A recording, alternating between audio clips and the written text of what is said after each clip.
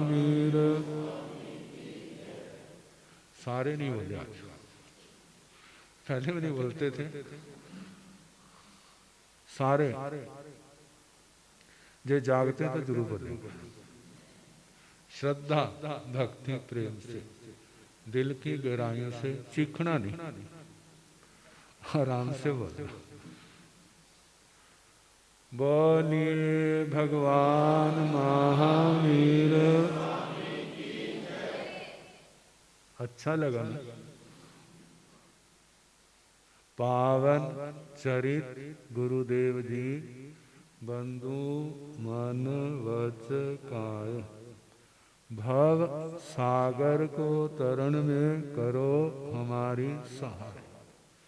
जिन शासन जिन वाणी सदा जयवंत, श्रवण संग सदा अविचल मंगल हो। मुक्ति को प्राप्त श्रमण भगवान महावीर स्वामी, उनकी परम पावन कल्याणी भागवती वाणी, वाचक प्रमुख श्री इंदर भूति गौतमादि गणधर भगवान, योग प्रधानाचार्य परम पूज्य श्री सुधर्मा स्वामी जी महाराज, उनकी परम पावन पाठ परंपरा, वर्तमान आचार्य ध्यान योगी परम पूज्य श्री शिव मुनि जी महाराज एवं गुरुजन सबके पावन चरण सरोजों में मेरा अनंत अनंत बार वंदना नमस्कार।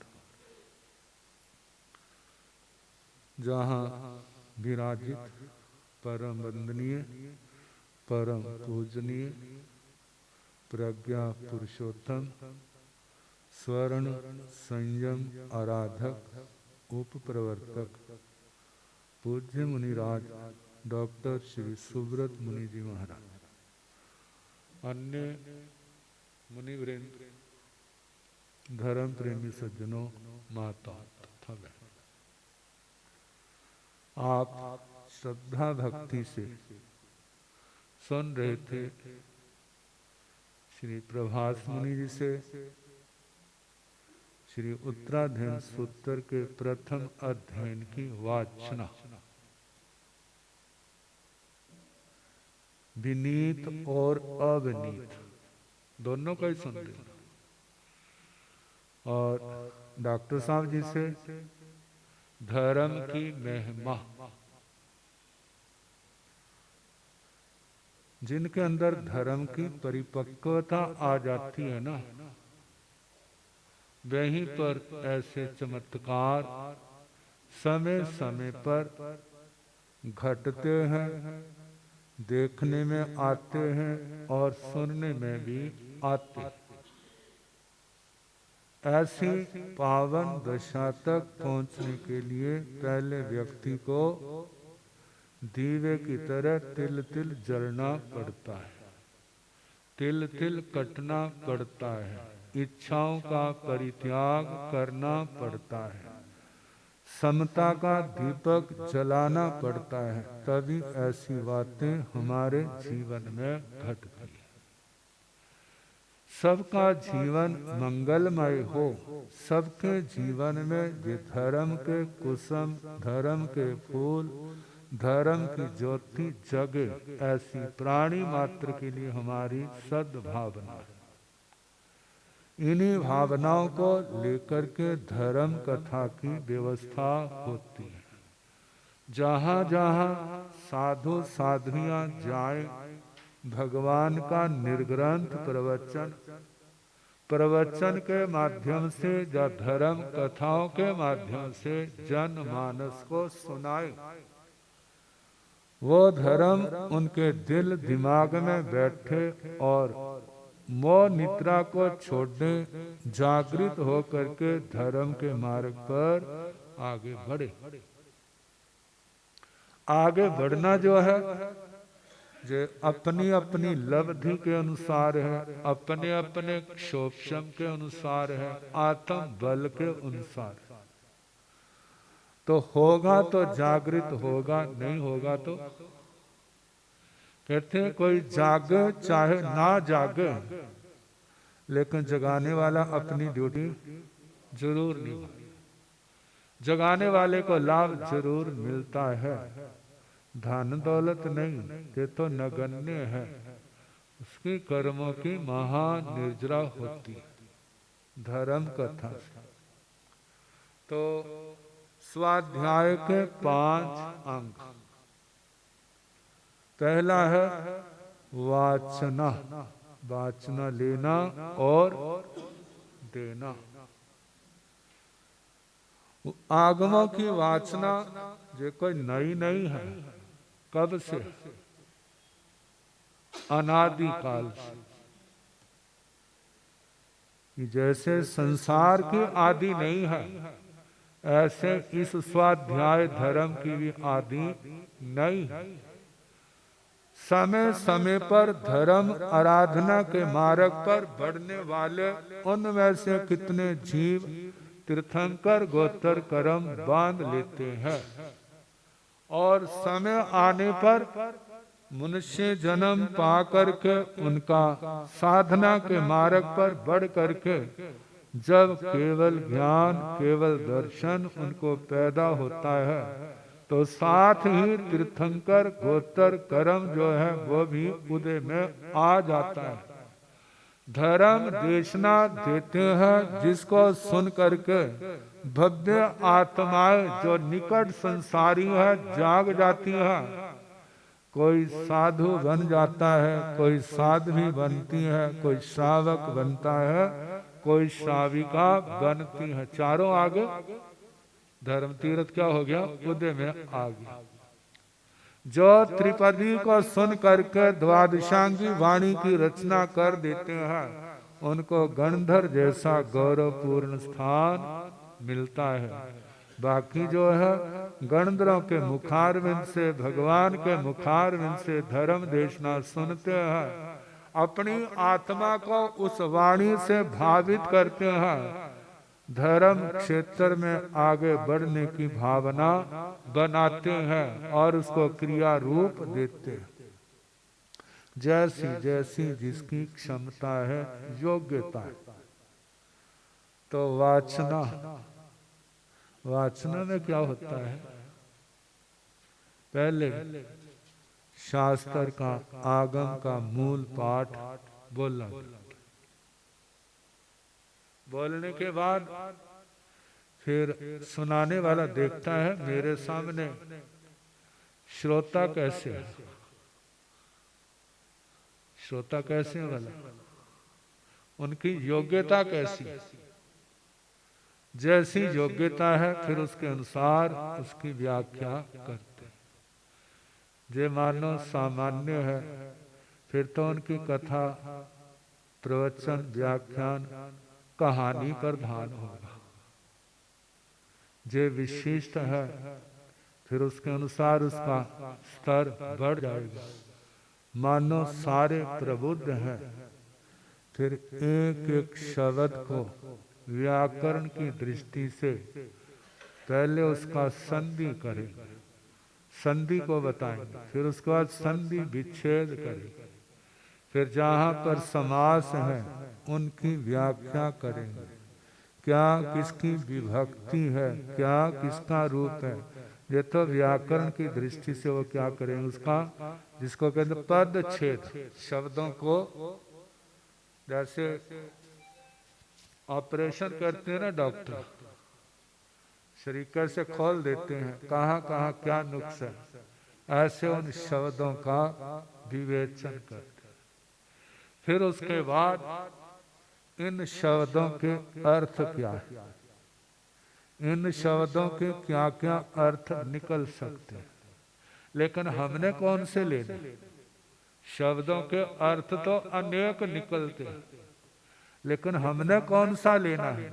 हमने वह अर्थ लेना है जो जिन वाणी के अनुकूल है, जो सिद्धांत का विरोध नहीं करता, उन अर्थों को लेना है।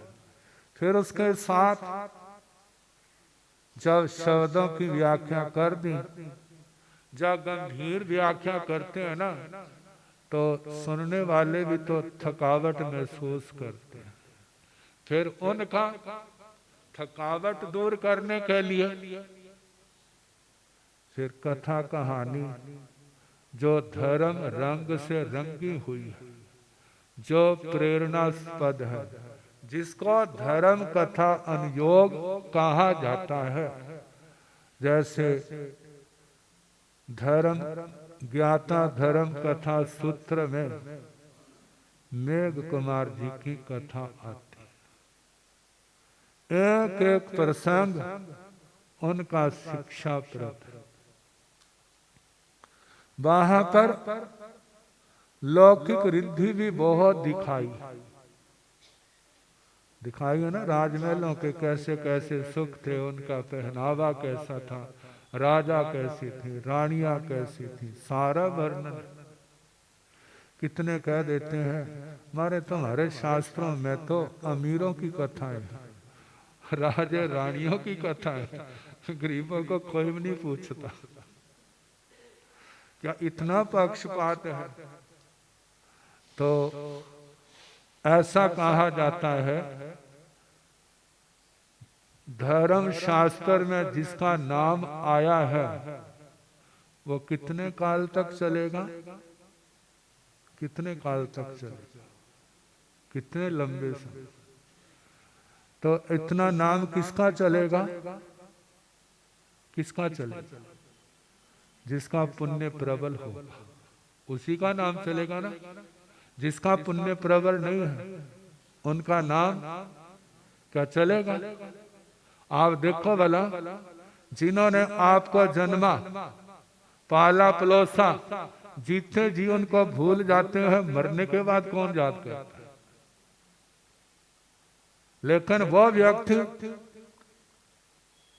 काल कर गए, वर्षों बीत गए, लेकिन आज भी उनको बड़ी श्रद्धा भक्ति से, बड़े प्यार से, उपकार की दृष्टि से उनको याद किया जाता है। किस कारण से याद किया जाता है?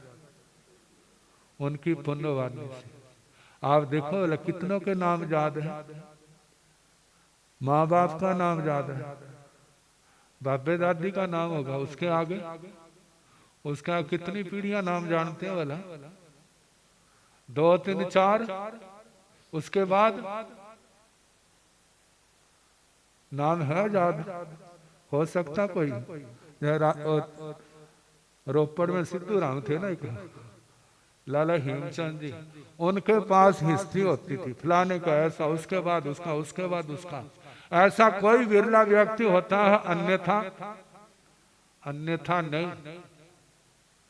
तो जहां पर चरम शरीर भव्यों का वर्णन होता है, जो चरम शरीर है उनके लिए कहा जाता है जो जन्म जन्म के साधक हैं, जिन्होंने संयम पाला है, तपस्या की है।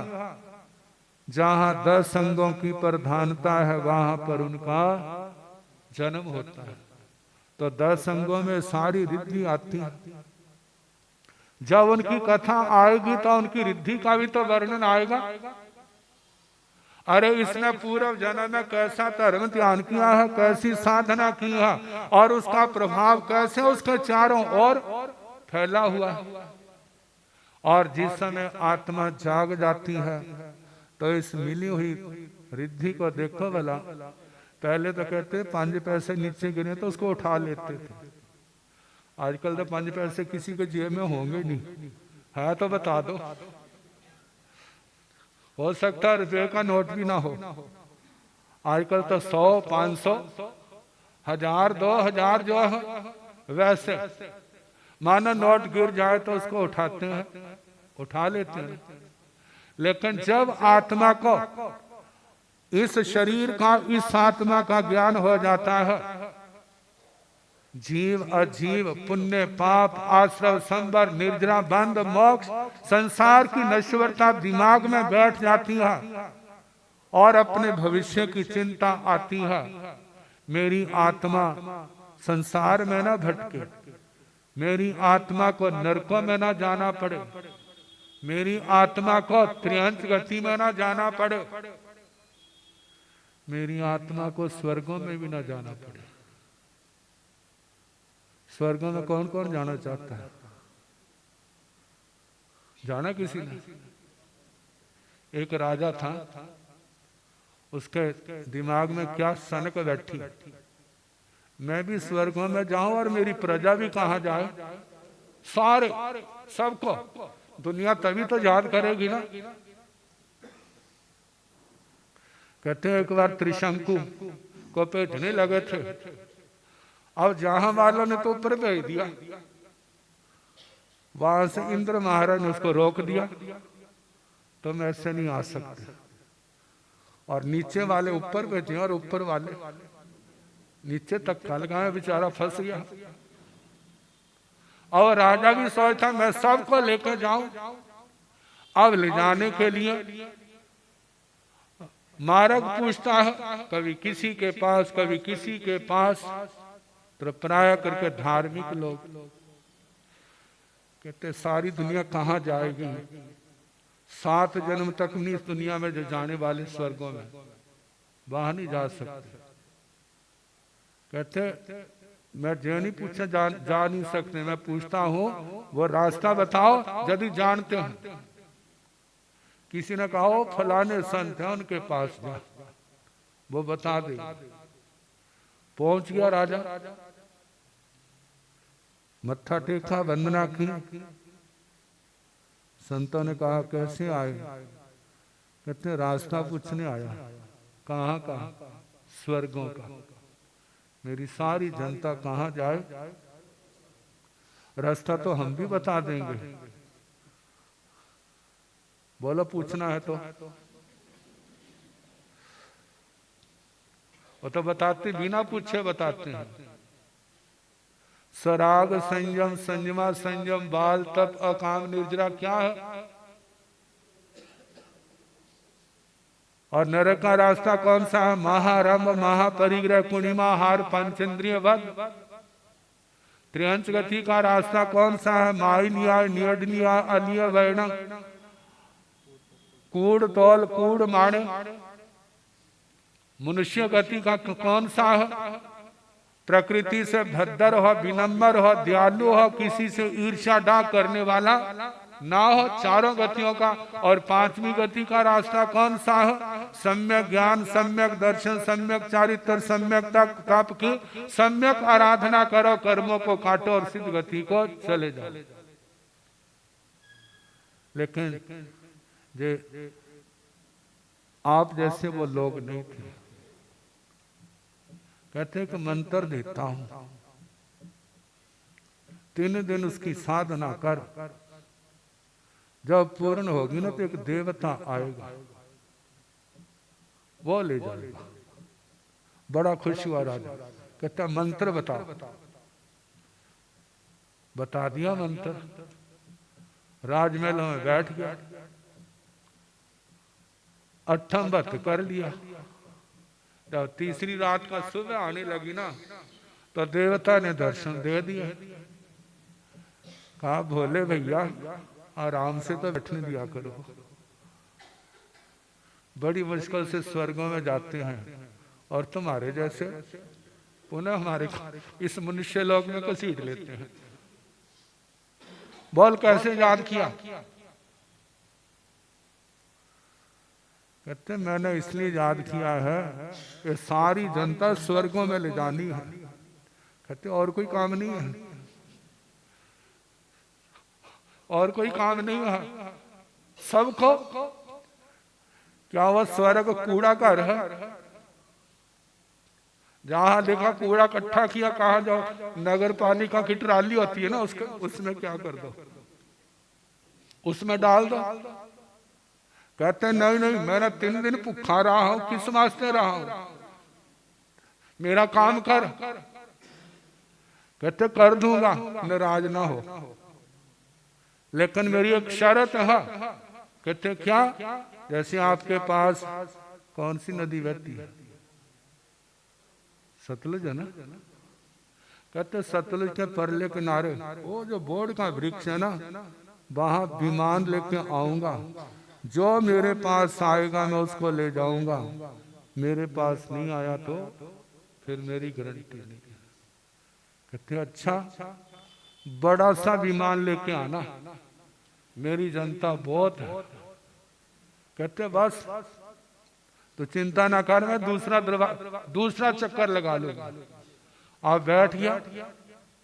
अब उसने सारे नगर में बुनियादी कर दी, जहाँ रैलियां निकलती है ना, चलो चंडीगढ़ चले, चलो चंडीगढ़ चले, चलो दिल्ली चले। वहां क्या करना है? रैली करनी है। जनता हुक्मरानों को अपना दमखम दिखाना है। और उसने भी क्या कर दिया, चारों ओर और जनता घरों से निकल पड़ी। कहाँ जाना है? चलो स्वर्गों में, चलो स्वर्गों में, चलो स्वर्गों में।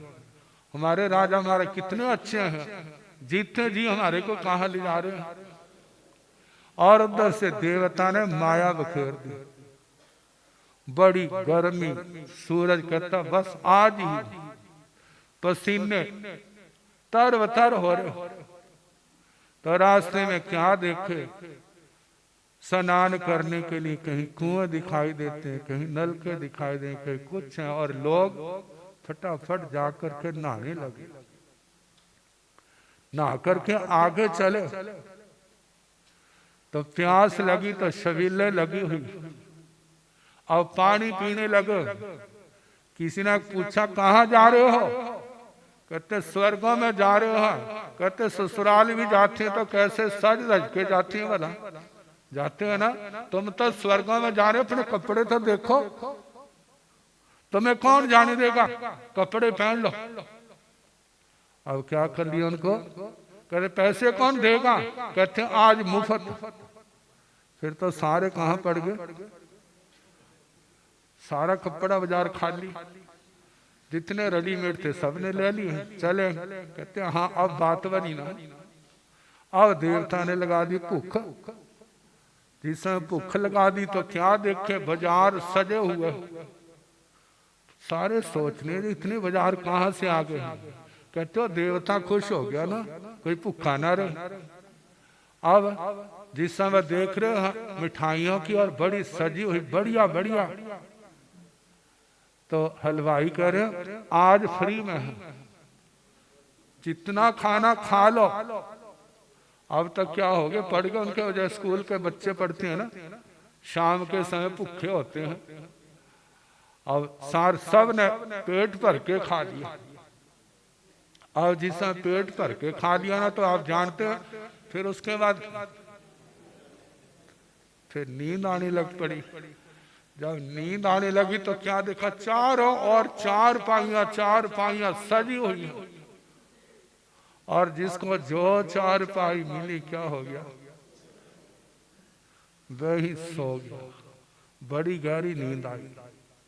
और राजा ने सारे नगर में घूम के देखा कि कोई भी दिखाई नहीं दे रहा। अब जिस समय उन बाजारों पर निकलने का कहने लगे महाराज गर्मी बड़ी है, स्नान कर लो। कहते मैं करके आया। कहते पानी पी लो। कहते पानी बहुत पिया हो। कपड़े पहन लो, स्वर्गों में जाना। कहते मैंने पहने हुए।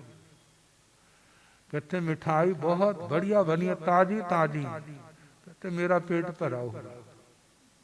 कहते थोड़ी देर आराम कर लो। कहते वहां जाके आराम ही तो करना है। और चलते चलते कहाँ पहुंच गया, उसी स्थान पर पहुंच गया तो देखा कोई भी नहीं है। देवता खड़ा वहां इंतजार कर रहा है, कोई आए तो मैं चक्कर लगाऊं। अब पूछा लोग कहाँ गए?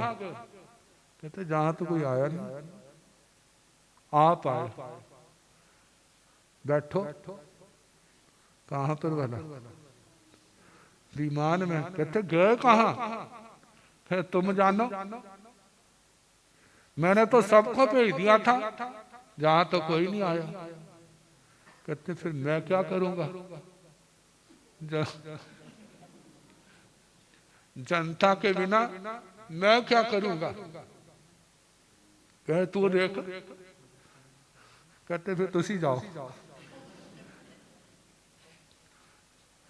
मैं अपना वापिस जाता हूं।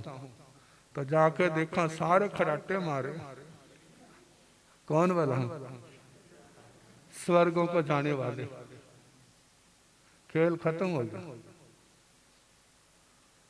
संसार के ये सुख क्या है, सब नश्वर। संसार के सुख आत्मा की भूख नहीं मिटा सकते। मिटाने के लिए क्या है, ये आगम वाणी। अब गुरुजन वाचना देते हैं, आगे क्या आता है कल जैसे।